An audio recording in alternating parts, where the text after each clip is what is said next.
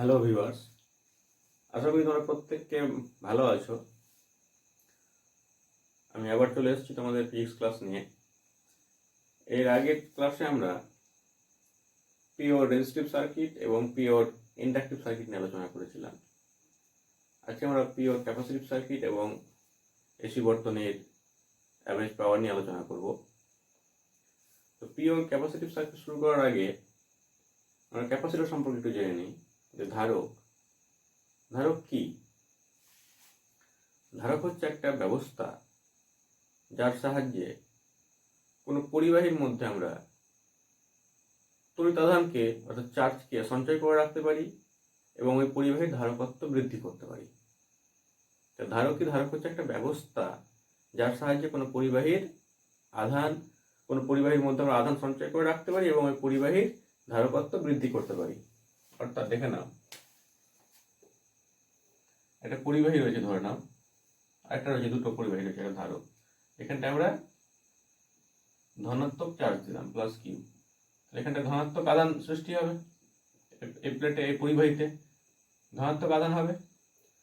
আর এর পরবর্তী যে পরিবাহী রয়েছে সেখানটায় তড়িৎ আবেশের দরুন এই পাশে হবে নেগেটিভ সৃষ্টি এবং উল্টো দিকে হবে পজিটিভ।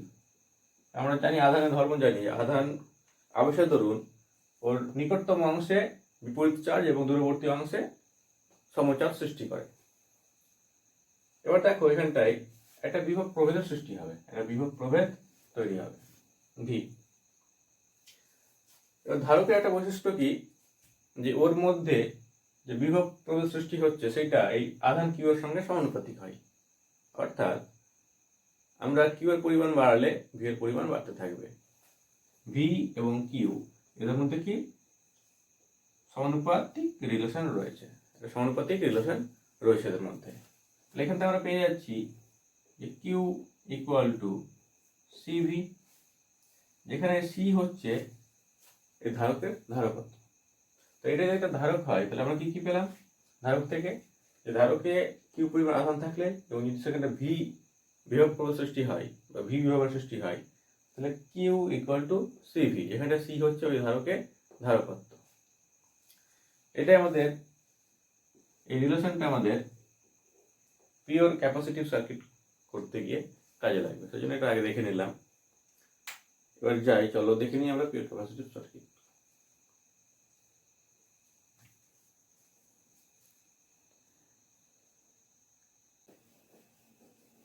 তাহলে আমরা এবারে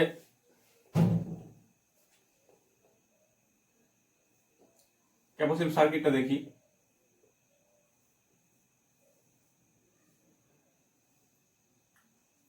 এটা হচ্ছে একটা বর্তনী, যেখানটায় এখানে অ্যাপ্লাইড ভোল্টেজ রয়েছে V equal to V naught sine omega t. এই ধারকের ধারকত্ব হচ্ছে সি, এখানে যে উৎপন্ন বিভব সেটা হচ্ছে ধরে নিলাম ভিসি। তাহলে দেখো, আমরা যে আগের দিন বলেছিলাম কিরচপের ল, সেই ল অনুযায়ী এই অ্যাপ্লাইড ভোল্টেজ এখানকার উৎপন্ন ভোল্টেজের সমান হবে, কারণ এখানে তো অন্য কিছু নেই, শুধুমাত্র ধারক। তাই ধারকের যে বিভব প্রভেদ বা বিভব তার সঙ্গে অ্যাপ্লাইড বিভবটা সমান হবে। তাহলে আমরা বলতে পারি এখান থেকে যে ভি ইকুয়াল টু, তাহলে এখানকার বিভব কত ভিসি। তাহলে ভিসি বলতে আমরা একটু আগে দেখলাম যে কিউ ইকুয়াল টু সিভি পাচ্ছি এখান থেকে, অর্থাৎ ভিসি। তাহলে ভিসি বলতে কি কিউ বাই সি, তাই তো? তাইলে V equal to Q by C লিখতে পারি। এবারে ভি ইকুয়াল টু, ভি এর মানটা কি আমাদের, ভি হচ্ছে ভি নট সাইন ওমেগা টি। তাহলে ভি এর জায়গায় ভি এর ভ্যালুটা বসে দাও, V naught sine omega T equal to Q by C. আমাদের বের করতে হবে কি কারেন্ট। তাহলে আমরা কারেন্ট কি করে পাবো দেখো তো, কিউ কারেন্ট ইকুয়াল টু, আমরা কি বলেছিলাম প্রথমে, যে কারেন্ট হচ্ছে ডি কিউ বাই ডিটি, তাই তো? কারেন্ট হচ্ছে কি ডি কিউ বাই ডিটি, অর্থাৎ সময়ের সাপেক্ষে যে আধানের পরিবর্তন হচ্ছে, পরিবর্তন যে রেট, সেটাই হচ্ছে আমাদের কারেন্ট। তাই যদি আমরা কিউটাকে এখানে ডি কিউ ডিটি করে দিই তাহলে আমরা কারেন্ট পেয়ে যাবো। তাই এটাকে আমরা লিখতে পারি এইভাবে, Q equal to V naught C sine omega t. এবারে ওইদিকে ডেরিভেটিভ করে নাও, d q dt equal to d dt of V naught C sine omega টি। তাহলে এখান থেকে আমরা এটা ডেরিভেটিভ করে কি পাচ্ছি, ডি কিউ ডিটি তো আই হয়ে গেল, তাহলে আমরা পেয়ে গেলাম এখানটাই I equal to V naught এবং সি দুটো কনস্ট্যান্ট, ধারকত্ব কনস্ট্যান্ট, এটা পিক ভোল্টেজ এটাও কনস্ট্যান্ট, তাহলে কনস্ট্যান্ট দুটো বাইরে বেরিয়ে যাচ্ছে। সাইন ওমেগা টি ডেরিভেটিভ করে আমরা পেয়ে যাবো কি cos omega t into omega t থেকে আবার পেয়ে যাবো ওমেগা, তাহলে পেয়ে গেলাম V naught C omega cos omega t I equal to. এবার দেখো আমরা কারেন্ট ইকুয়েশন কি জানি, I equal to I naught sine omega টি। তাহলে আমাদেরকে এটাকে এবার এই ইকুয়েশনটাকে I equal to I naught sine omega t তে নিয়ে যেতে হবে, এই ইকুয়েশন থেকে এই ইকুয়েশন নিয়ে যেতে হবে। তাহলে দেখো এখান থেকে আমরা এইটুকু সমান আই নট করতে হবে ওখান থেকে, তাই তো এখান থেকে আমাদেরকে আই নট করতে হবে। এবার আমরা আই নট ইকুয়াল টু কি জানি, I naught equal to V naught by R, তো ভি নট বাই আর অর্থাৎ পিক ভোল্টেজ বাই রেজিস্ট্যান্স। এখানটা আমাদের ক্যাপাসিটিভ সার্কিট, রেজিস্ট্যান্স তো হবে না, তবে রেজিস্ট্যান্সের মতো কিছু একটা জিনিস থাকবে। তাহলে দেখো আমরা এখান থেকে যে I naught equal to V naught C omega ছিল, তো আমরা সি ওমেগাকে নিচে নিতে পারি না, হবে যে 1 বাই সি ওমেগা লিখতে পারি, তো লিখে যাই। তাহলে এখান থেকে আমরা এটা ফিরে পাচ্ছি, তাহলে এখান থেকে আমরা এটা করতে পারি V naught by X C. X C কি বলছি, তাহলে এখান থেকে আমরা পেয়ে যাচ্ছি I equal to I naught cos omega t, এখনো সাইন হয়নি, যাই হোক সাইন হচ্ছে, হয়ে যাবে। তাহলে আমরা আই নট ইকুয়াল টু পেয়ে গেলাম, আই নট ইকুয়াল টু পেয়ে গেলাম V naught by 1 by omega C. Omega equal to আমরা লিখলাম, ওমেগা সি ইকুয়াল টু লিখলাম কি এইটুকুটা equal to X C. X সিটা হচ্ছে, এক্স সি হচ্ছে আমাদের ক্যাপাসিটিভ রিঅ্যাক্ট্যান্স,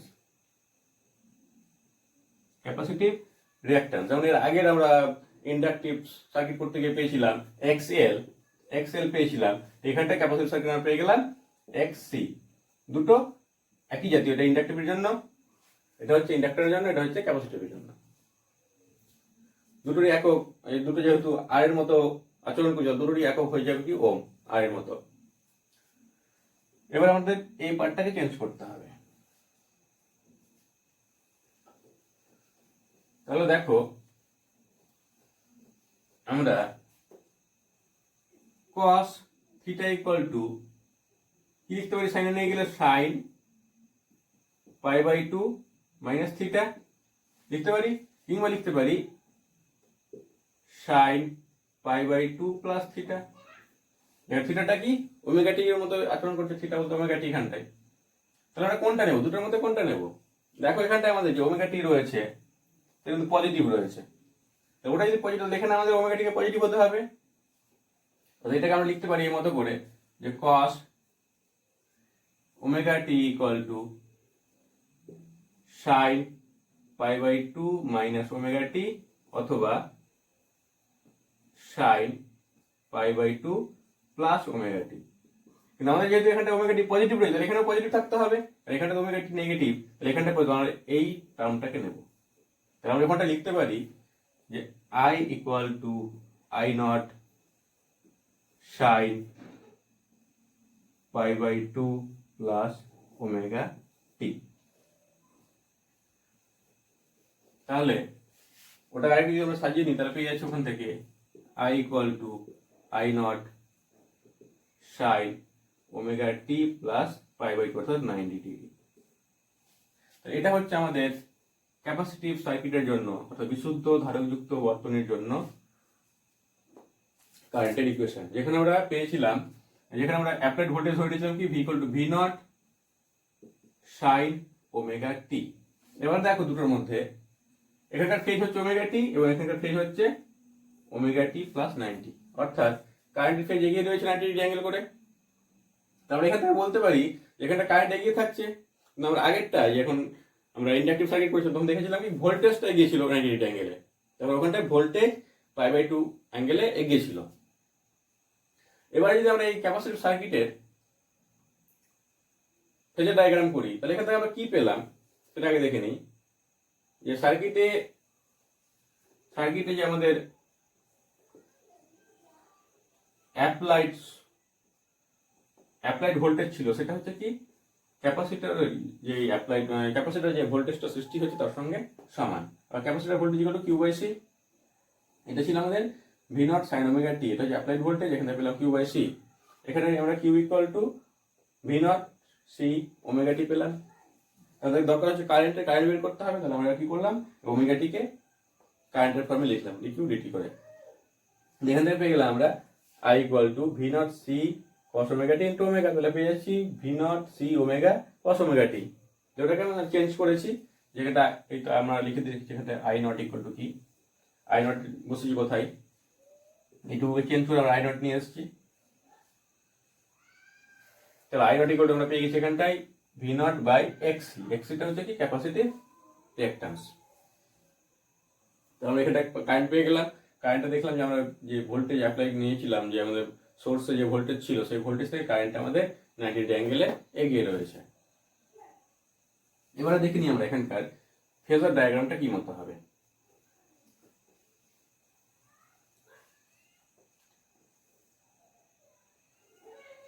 আমাদের যেহেতু কারেন্ট এগিয়ে রয়েছে তাহলে এটা যদি আমাদের কারেন্টের ইকুয়েশন হয়, প্রকাশ করে, তাহলে এটা আমাদের V0, যেখানটায় এই অ্যাঙ্গেলটা হচ্ছে আমাদের 90 ডিগ্রি, তাই তো 90 ডিগ্রি অ্যাঙ্গেলে কারেন্ট এগিয়ে রয়েছে ভোল্টেজের থেকে। কিংবা আমরা এটাকে এভাবে লিখতে পারি, এই ডায়াগ্রামটা না প্রকাশ করে এভাবে করতে পারি, যেটা হচ্ছে প্রকাশ করছে I0 কে, এটা প্রকাশ করছে V0 কে, যেখানে অ্যাঙ্গেলটা 90 ডিগ্রি, তাই তো কারেন্ট আমাদের কি হচ্ছে 90 ডিগ্রি অ্যাঙ্গেলে ভোল্টেজের চেয়ে এগিয়ে রয়েছে। এই হচ্ছে আমাদের ফেজার ডায়াগ্রাম। এখানটায় আমরা যে কারেন্টের যে ইকুয়েশনটা পেলাম সেখানে রোধ কি পেলাম, রোধ হিসাবে রোধের যে কাজ করছে প্রতিরোধ সেটা পেয়ে গেলাম XC, যেটা equal to 1/ωc। XC equal to 1/ωc। আবার ওমেগা ইকুয়াল টু হচ্ছে 2πf, f হচ্ছে ফ্রিকোয়েন্সি, আর c হচ্ছে কি ধারকত্ব, ধারকের ধারকত্ব। এটুকু পেয়ে গেলাম আমরা।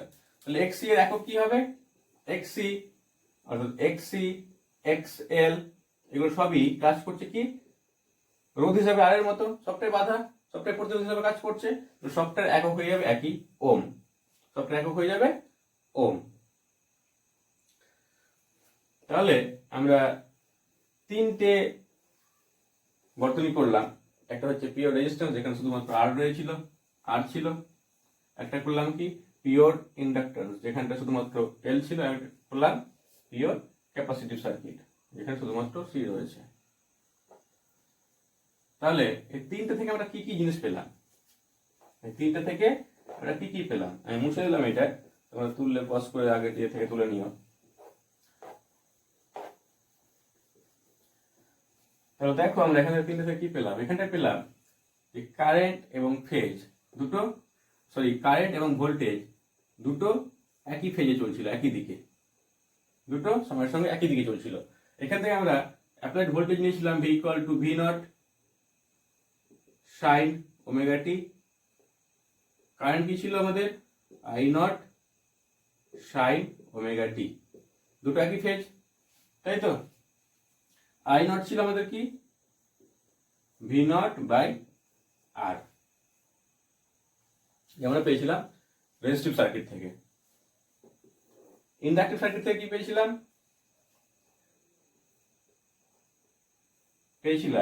যেখানটা ভোল্টেজ কারেন্টের থেকে 90 ডিগ্রি অ্যাঙ্গেলে এগিয়েছিল, ভোল্টেজ কারেন্টের চেয়ে 90 ডিগ্রি অ্যাঙ্গেলে এগিয়েছিল। এখান থেকে আমরা ইকুয়েশন পেয়েছিলাম, সরি ভি ইকুয়াল টু পেয়েছিলাম V naught sine omega t, আর আই পেয়েছিলাম I naught sine omega T minus pi by two.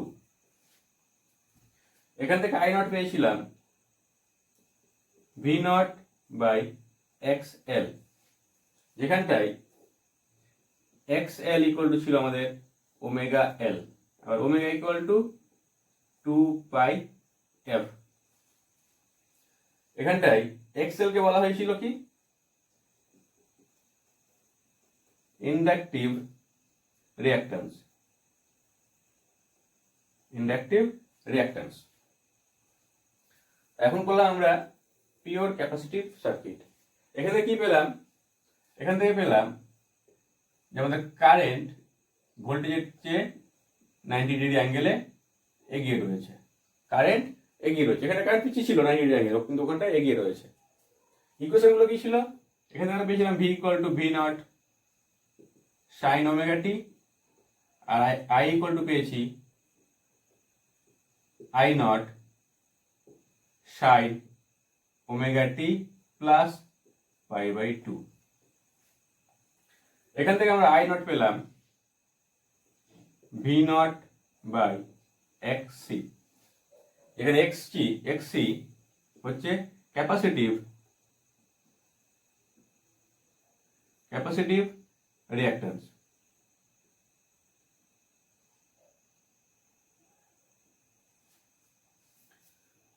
XL এর ভ্যালু ছিল আমাদের 1 বাই ওমেগা সি, যেখানে ওমেগা হচ্ছে 2 পাই এফ, সি হচ্ছে ধারকের ধারকত্ব। এগুলো আমরা পেয়েছিলাম এগুলো। এখানে আমরা কয়েকটা প্রবলেমগুলো দেখে নিই, কয়েকটা প্রবলেম দেখে নিচ্ছি।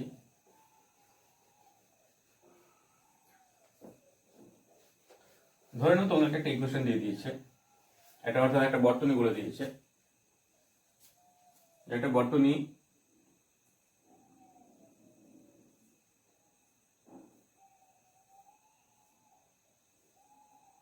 এখানটায় 2 ওহম রোধ রয়েছে।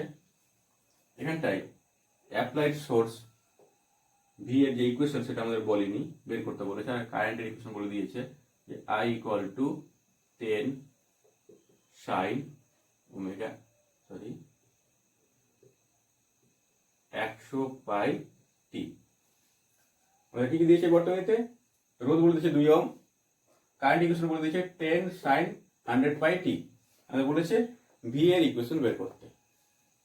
আমরা কি করে বের করব, আমাদের আই ইকুয়াল টু দিয়ে দিয়েছে 10 সাইন 100 পাই টি, এবং আর ইকুয়াল টু বলে দিয়েছে 2 ওহম। রেজিস্টিভ সার্কিটের জন্য, পিওর রেজিস্টিভ সার্কিটের জন্য, অর্থাৎ আমরা যে করেছিলাম আগে পিওর রেজিস্টিভ সার্কিট, তার জন্য আমাদেরকে ভোল্টেজের ইকুয়েশনটা বের করতে হবে। তো আমরা এটাকে I equal to I naught sine omega t এর সঙ্গে কম্পেয়ার করো, তাহলে পেয়েছি কি আই নট ইকুয়াল, আমরা পেয়েছি এখান থেকে আই নট অর্থাৎ 10 অ্যাম্পিয়ার। আই নট পেয়ে গেলাম, তাহলে এখানে আমরা ভি নট পেতে পারি কি, এখানে আমরা ভি নট কি পেয়েছিলাম দেখো, I naught equal to V naught by R, তাহলে ভি নট কি হয়ে যাবে আই নট আর, তাহলে ভি নট ইকুয়াল টু পেয়ে যাচ্ছি আই নট আর, অর্থাৎ আই নটের ভ্যালু হচ্ছে 10 ইন্টু আর এর ভ্যালু বলে দিয়েছে 2 ওহম, তাহলে পেয়ে গেলাম 20 ভোল্ট। তাহলে ভি নট পেয়ে গেলাম কত 20। তাহলে আমরা এখান থেকে ইকুয়েশনটা করতে পারি না ভি এর, কি করে করবো, কারণ রেজিস্টিভ সার্কিটের জন্য আমরা জানি কারেন্ট এবং ভোল্টেজ দুটো সেম ফেজে থাকে, দুটো একই ফেজে থাকে। তাহলে ভি ইকুয়াল টু আমরা জানি কি, V equal to V naught sine omega t. এবার এখানে V equal to V naught এর ভ্যালু আমরা পেয়ে গেছি কত 20 ভোল্ট, তাহলে 20 সাইন, এখানে ফেজ কত, এখানে ফেজ হচ্ছে এইটুকুটা 100 পাই টি, তাহলে এখানে হয়ে যাবে আমাদের 100 পাই টি। তাহলে আমাদের হয়ে গেল এই ভোল্টেজের ইকুয়েশন, বোঝা গেছে। এবার ধরে নাও এই ইকুয়েশনের জন্য আমাদেরকে বলে দিয়েছে পিওর ইন্ডাকটিভ সার্কিটের জন্য ভোল্টেজ ইকুয়েশনটা বের করতে। আমরা এটা করলাম কি পিওর রেজিস্টিভ সার্কিটের জন্য। এবার ধরো বলে দিয়েছে এই ইকুয়েশন থেকে আমাদের করতে হবে পিওর ইন্ডাকটিভ সার্কিটের জন্য ভোল্টেজের রাশিটা বের করতে হবে। ধরে নাও এখানটায় ইন্ডাক্টেন্স দেওয়া রয়েছে, যার ভ্যালু হচ্ছে 2 হেনরি। ভ্যালু হচ্ছে কত? 2 হেনরি, কারণ ইন্ডাক্টেন্সের একক কি? হেনরি। তাহলে এখান থেকে আমাদেরকে এবার ভি বের করতে হবে। একই মতো আমাদের ভি ইকুয়াল টু কি? ভি নট সাইন ফেজ কি হবে? ইন্ডাকটিভ সার্কিটের ক্ষেত্রে ভোল্টেজের ফেজটা এগিয়ে থাকে কত? তো 90 ডিগ্রি অ্যাঙ্গেলে। তাহলে ফেজ হয়ে যাবে 100 pi T plus pi by 2, তাই তো? যেহেতু এখানটা ভোল্টেজটা 90 ডিগ্রি অ্যাঙ্গেলে এগিয়ে থাকবে। এবার ভি নট এর মান বসিয়ে দেবো এখানটা বের করে। ভি নট এর মান কত হবে? V naught equal to I naught by X L, তাই তো? V naught by X L, কারণ পিওর ইন্ডাকটিভ সার্কিটের ক্ষেত্রে মানে রেজিস্ট্যান্স পেয়েছিলাম, অর্থাৎ আই নট পেয়েছিলাম, কি পেয়েছিলাম? V naught by X L. যেখানটা এক্স এল কি ছিল? এক্স এল ছিল আমাদের ওমেগা এল। এখান থেকে আমাদের ওমেগার ভ্যালু কত? দেখ, ওমেগা টি এর সঙ্গে তুলনা করলে ওমেগা বলতে এখানে 100 পাই বোঝাচ্ছে। তাহলে ওমেগা হয়ে গেল আমাদের 100 পাই ইনটু এল। এল বলে দিয়েছে আমাদের 2 হেনরি। তাহলে 2, তাহলে এখানে পেয়ে গেলাম আমরা 200 পাই। কি পেলাম? এক্সএল। মানে পেয়ে গেলাম এক্সএল কত? 200 পাই। তাহলে ভি নট কত পাচ্ছি দেখো? I naught by X L. Sorry, আমি তো এই করে দিয়েছি, সরি, এটা আমার গন্ডগোল হয়ে গেছে। V naught equal to I not into XL. V naught equal to I not into XL. এবার আই নট কত দেওয়া রয়েছে আমাদের? 10। সরি, এই যে 10 আই নট দেওয়া রয়েছে আমাদের 10। তাহলে 10 ইনটু এখানে রয়েছে কত? 200 পাই। 200 পাই আমরা পেয়ে যাবো এখান থেকে 2000 পাই। তাহলে ভি নট পেয়ে গেলাম 2000 পাই। তাহলে V equal to 2000 pi sine 100 pi T plus pi by 2। তাহলে আমরা দেখতে পাচ্ছি যে ইন্ডাকটিভ সার্কিটের জন্য ভোল্টেজ বের করতে পারলাম, ভোল্টেজের ইকুয়েশন। এবারে ধরে নাও যে এটা ক্যাপাসিটিভ সার্কিট দিয়েছে, পিওর ক্যাপাসিটিভ সার্কিট। তাহলে ওখান থেকে আমরা কি করে বের করব? ওখান থেকে ধরো একই প্রবলেম, ধরো এখানে ক্যাপাসিট্যান্স দেওয়া হয়েছে, ধারক দেওয়া রয়েছে, যার ধারকত্ব হচ্ছে সি ইকুয়াল টু 2 ফ্যারাড। ধারকত্ব রাখবো হচ্ছে ফ্যারাড। তাহলে এখান থেকে আমাদের যে ইকুয়েশন ছিল I equal two 10 sign 100 pi টি, এটাকে I equal to I naught sine omega টির সঙ্গে তুলনা করো। আই নট পেয়ে গেলাম আমরা কত? 10 অ্যাম্পিয়ার। ওমেগা ইকুয়াল টু পেয়ে গেলাম কত? 100 পাই। আমাদের এখানটা ভি নট কি ছিল? ভি নট ছিল আমাদের আই নট এক্স সি, তাই তো? আর এক্স ইকুয়াল টু কি ছিল? এক্স ইকুয়াল টু আমাদের ছিল 1 বাই ওমেগা সি। তাহলে এখান থেকে পেয়ে যাচ্ছি I naught into 1 by omega C. ভ্যালুগুলো বসিয়ে দাও। আই নটের ভ্যালু হচ্ছে 10 ইন্টু 1 বাই ওমেগার ভ্যালু 100 পাই ইন্টু সি এর ভ্যালু 2। 0 0 কেটে গেল, আমি পেয়ে গেলাম 1 বাই কত? 20 পাই। এটা পেয়ে গেলাম আর কি ভি নটের ভ্যালু। তাহলে ইকুয়েশনটা কি হবে? V equal to V naught sine omega t. দেখো এখানটায় ভোল্টেজ কিন্তু পিছিয়ে থাকছে। ক্যাপাসিটিভ সার্কিটের ক্ষেত্রে কারেন্ট আমাদের এগিয়ে থাকে, কিন্তু ভোল্টেজ পিছিয়ে থাকে কত অ্যাঙ্গেলে? পাই বাই 2 অ্যাঙ্গেলে। তাহলে আমরা এটা ছিল আমাদের ওমেগা টি, তাই তো? তাহলে এখানে আমরা কি করবো? ওমেগা টি থেকে মাইনাস করে দেবো pi by 2। Omega T minus pi by 2, কারণ এটা মাইনাস করলে তাতে এটা এগিয়ে আছে পাই বাই 2, কারেন্ট আমাদের এগিয়ে থাকবে। তাহলে ভ্যালুগুলো বসে দাও। V equal to V not পেয়েছেন 1 বাই 20 পাই সাইন ওমেগা বলতে 100 pi T minus pi by 2। এই হচ্ছে আমাদের পিওর ক্যাপাসিটিভ সার্কিটের জন্য ভোল্টেজের ইকুয়েশন। একই মতো ভাবে আমাদের ভোল্টেজ দিয়ে কারেন্ট বের করতে বলতে পারে, একইভাবে করতে হবে।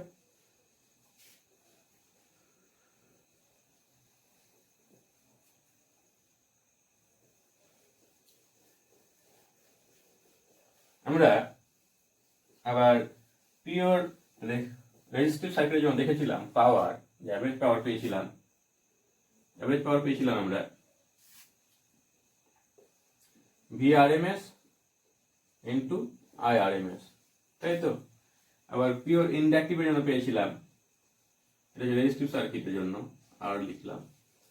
আবার ইন্ডাকটিভ সার্কিটের জন্য পেয়েছিলাম 0 ওয়াটলেস কারেন্ট পেয়েছিলাম।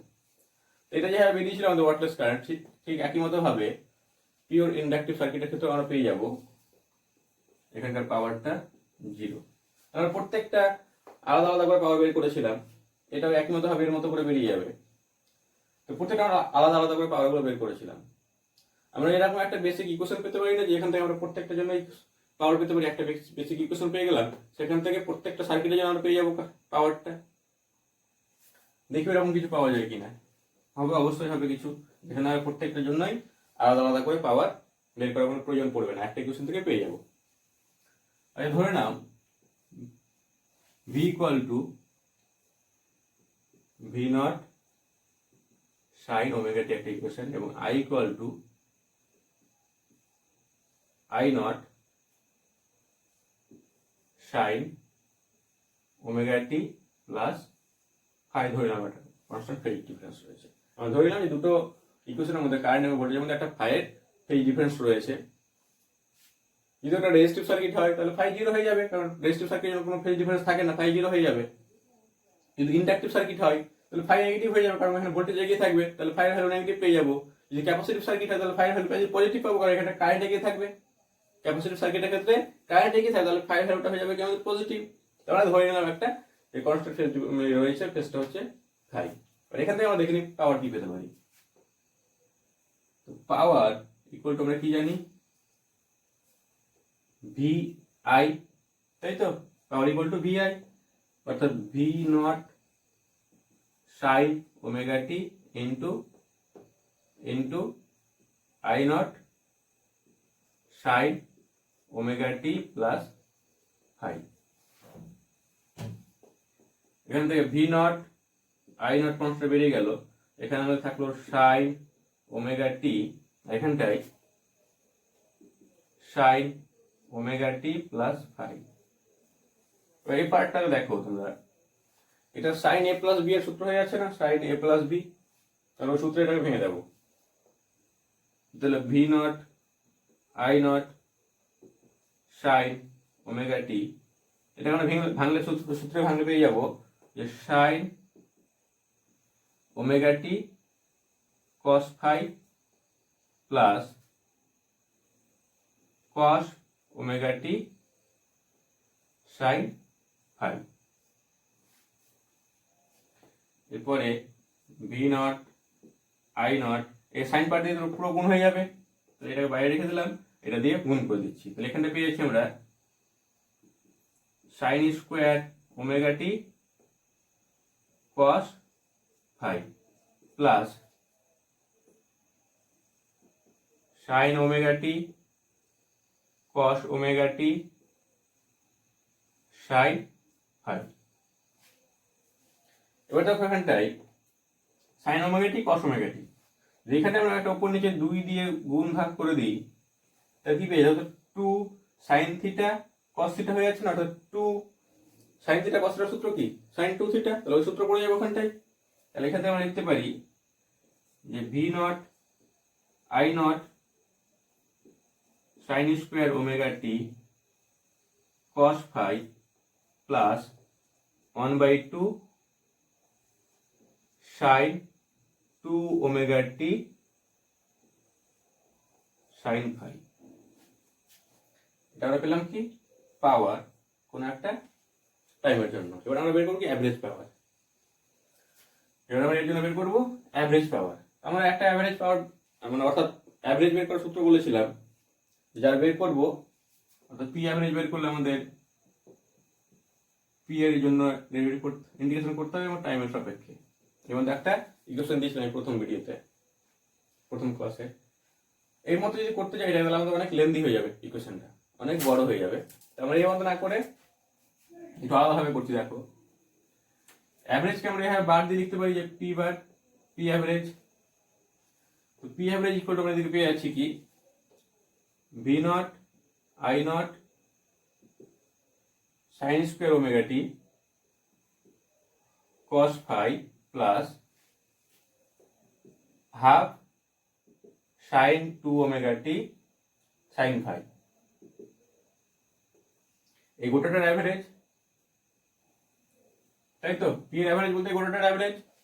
এখান থেকে দেখো V naught I not constant value, তাহলে এদের অ্যাভারেজ কি হবে? কনস্ট্যান্ট ভ্যালু হলে অ্যাভারেজ কি কোনো পরিবর্তন হবে? ওটাই পাবো, তাই তো?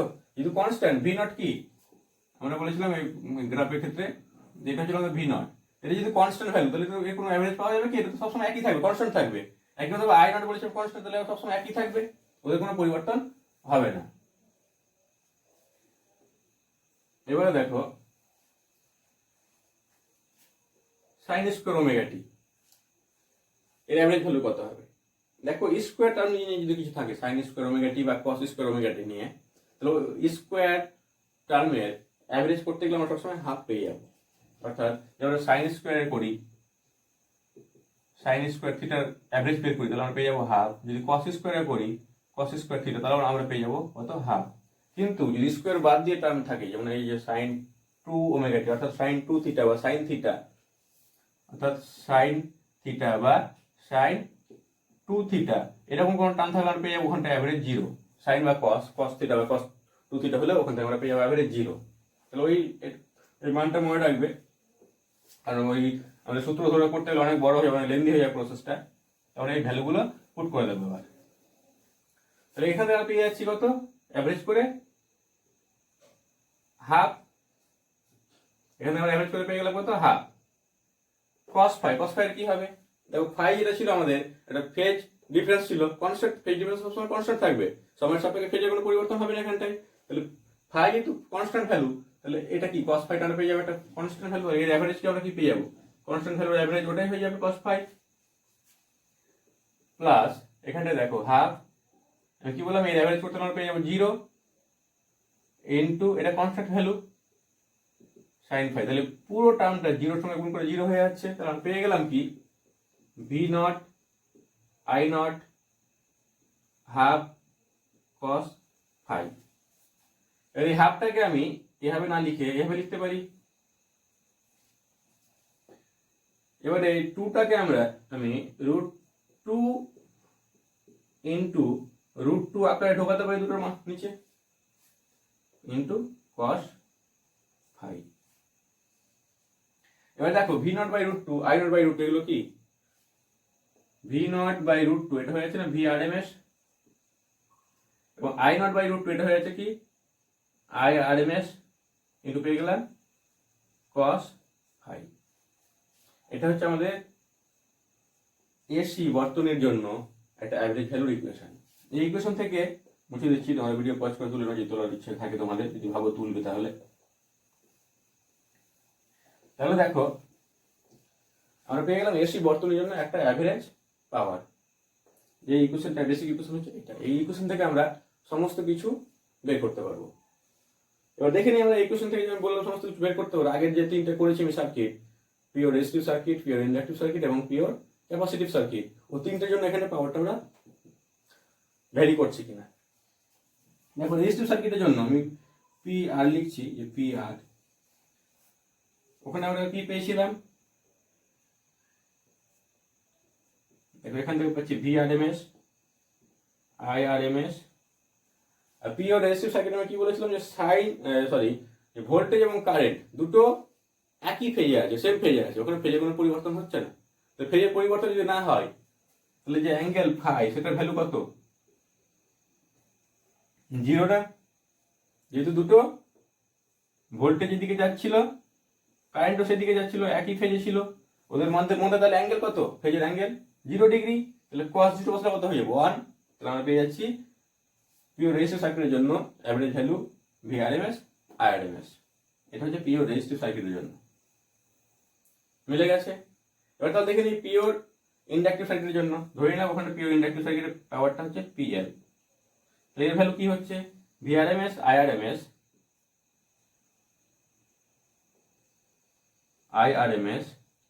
এবারে cos phi এর ভ্যালুটা বসাতে হবে। তাহলে দেখো পিওর ইন্ডাকটিভ সার্কিটের ক্ষেত্রে আমরা কি পেয়েছিলাম, যে কারেন্ট এবং ভোল্টেজ পরস্পর 90 ডিগ্রি অ্যাঙ্গেল করেছিল, অর্থাৎ ওদের মধ্যে π/2 ফেজ ডিফারেন্স ছিল। তো π/2, যেখানে ভোল্টেজটা কারেন্ট থেকে 90 ডিগ্রি অ্যাঙ্গেলে এগিয়েছিল π/2 ফেজে। তাহলে আমাদের ফাই এর মান পেয়ে যাচ্ছে এখান থেকে π/2, অর্থাৎ তাহলে এখানে cos π/2 এর ভ্যালু কত, cos π/2 cos 90 ডিগ্রি 0, তাহলে ইনটু 0। তাহলে আমরা এখান থেকে পেয়ে যাবো কি পুরোটাই 0। তাহলে পিওর ইন্ডাকটিভ সার্কিট আমরা পেয়ে গেলাম পাওয়ার 0। একই মতো হবে capacitive circuit, pure capacitive circuit, ওখানে কি রয়েছিল, ভোল্টেজটা পিছিয়ে ছিল এবং কারেন্ট এগিয়ে ছিল, তাই তো। কত ডিগ্রিতে, 90 ডিগ্রি অ্যাঙ্গেল করে, অর্থাৎ ফাই ইকুয়াল টু 90 ডিগ্রি। ওখানে আমরা cos 90 বসালে কি পাবো, 0। ওখান থেকে আমরা পেয়ে যাবো পুরো কারেন্টটা এর মতো 0, অর্থাৎ পিওর ক্যাপাসিটিভ সার্কিটের জন্য আমরা পেয়ে যাচ্ছি কারেন্ট 0। বোঝা গেছে এইটুকুতে আমরা কি করলাম, পিওর ক্যাপাসিটিভ সার্কিট বের করলাম, যেখানে দেখলাম যে কারেন্ট ভোল্টেজের চেয়ে 90 ডিগ্রি অ্যাঙ্গেলে π/2 অ্যাঙ্গেলে এগিয়ে রয়েছে, এবং পাওয়ারের এসি বর্তনীর জন্য যে পাওয়ার, তার একটা বেসিক ইকুয়েশন বের করলাম, যেখান থেকে আমরা প্রত্যেকটা সার্কিটের জন্য পাওয়ারটা পেয়ে যাচ্ছি। এর পরের ক্লাসে আমরা এলআর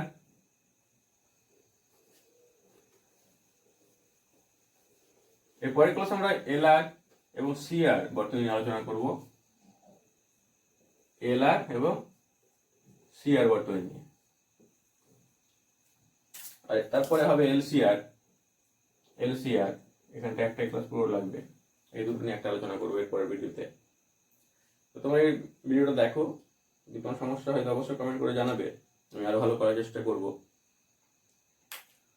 আর সবাই ভালো থেকো, সুস্থ থেকো। আর তোমাদের ভিডিওগুলো দেখতে কেমন লাগছে, ক্লাসগুলো কেমন মনে হচ্ছে তোমাদের, সেটা অবশ্যই আমাকে কমেন্ট করে জানাবে। এর আগের ক্লাসেও আমি বলেছিলাম যে তোমাদের কেমন মনে হচ্ছে ভিডিও ক্লাসগুলো, কেমন লাগছে, আমি কিছু বুঝতে পারছি না, তোমাদের ভালো উপকার হচ্ছে কি হচ্ছে না, লাভ হচ্ছে কি হচ্ছে, সেটা আমাকে জানাবে। ঠিক আছে, সুস্থ থেকো, ভালো থেকো।